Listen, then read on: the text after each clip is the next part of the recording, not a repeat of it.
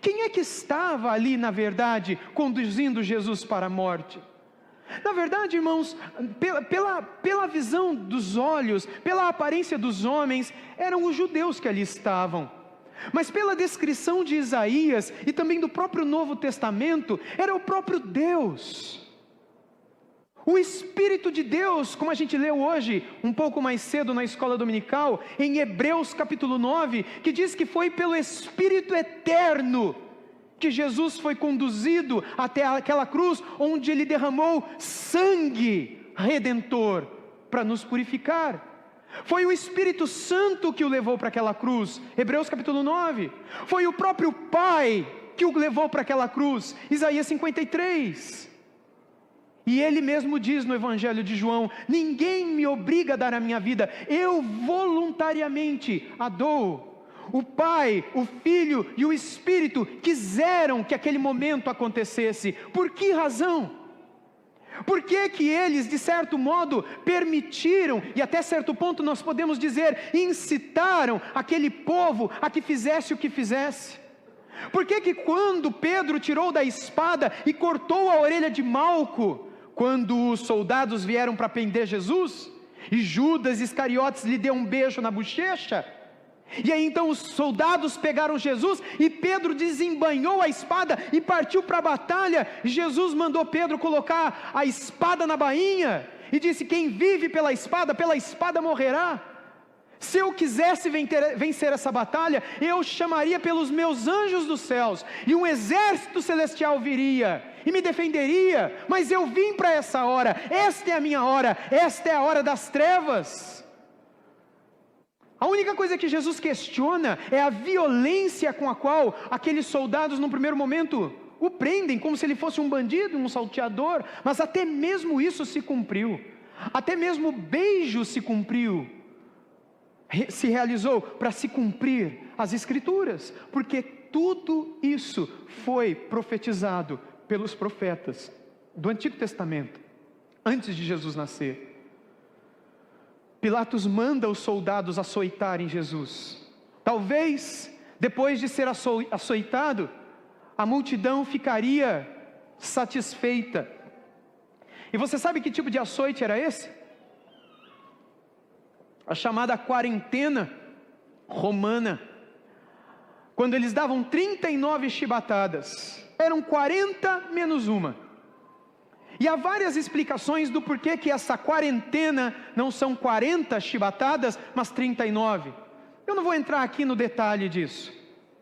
Mas o ponto é que os instrumentos que eram usados, eram instrumentos muitas vezes pontiagudos e cortantes.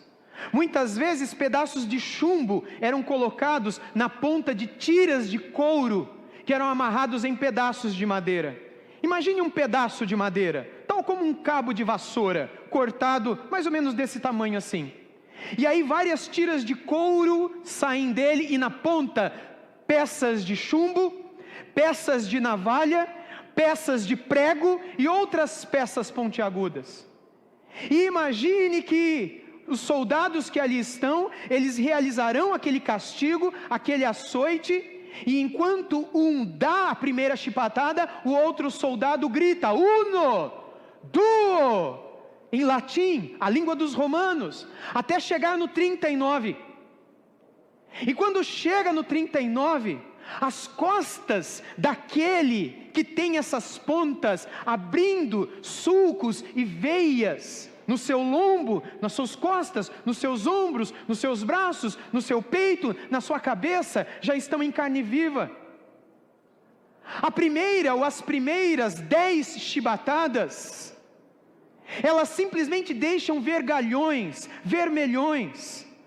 Quando eles chegam na 20ª, a pele já está aberta e o sangue já está correndo. Quando eles chegam na 30ª, já é possível ver a gordura debaixo da carne, porque a pele já está rasgada. E quando eles chegam na 39ª, a dor é angustiante, a dor é excruciante. E imaginar que Jesus passou por isso mais de uma vez nas mãos daquele soldado. Você consegue imaginar a dor que ele sentiu quando, com as costas abertas em carne viva, eles colocam um pedaço de pano sobre ela?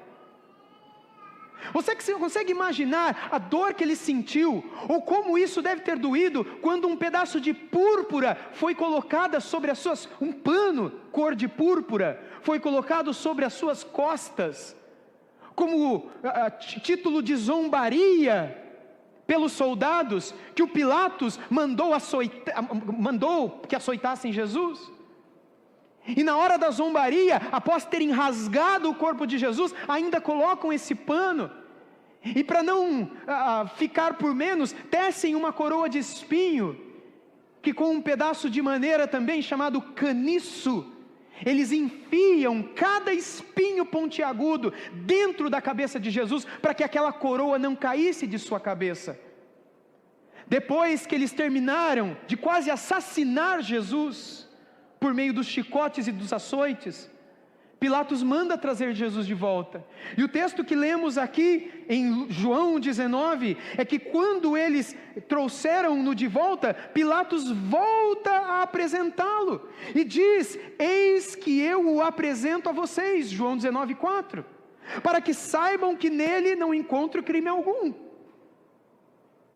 Voltando para Isaías 53:4, o final do verso diz: nós o considerávamos como aflito e ferido de Deus e oprimido. Entenda, por que é que Jesus foi açoitado daquela maneira?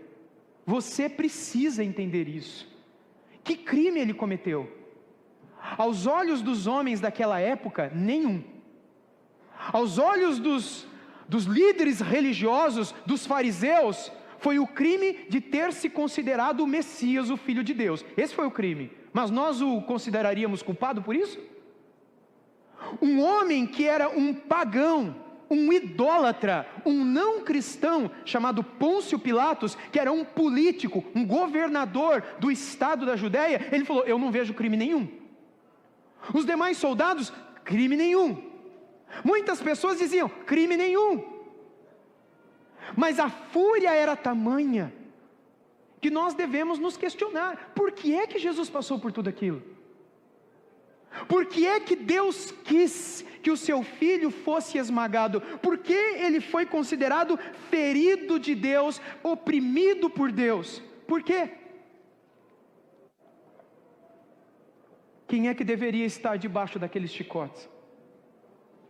Quem é que deveria ter as costas rasgadas? Quem é que deveria ter a cabeça furada?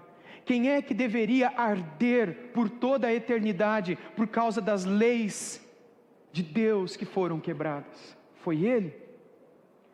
Mas ele tomou sobre si aquilo que deveria cair sobre você e sobre mim. Ele foi ferido de Deus e oprimido, porque ele quis tomar para si aquilo que era meu, aquilo que era seu.